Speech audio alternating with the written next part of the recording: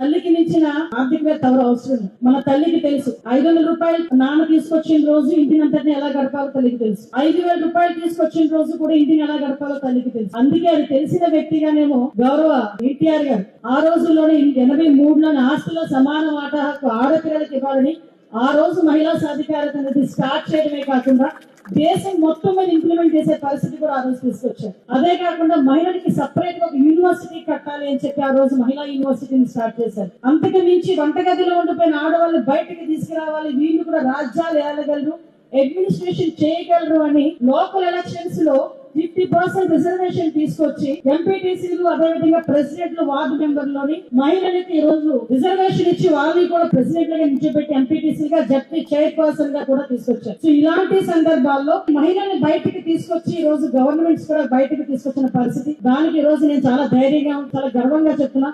అటువంటి పార్టీలో ఈ రోజు మీ అందరి ఎదురుగా ఒక హోమ్ మినిస్టర్ స్థాయిలో నుంచి అవకాశం కలగజేసినందుకు ప్రత్యేకంగా గౌరవ నందమూరి తారక రామారావు గారితో పాటు ఈ రోజు గౌరవ ముఖ్యమంత్రి గారు చంద్రబాబు నాయుడు గారు కూడా ప్రత్యేకంగా ధన్యవాదాలు తెలియజేయాలి.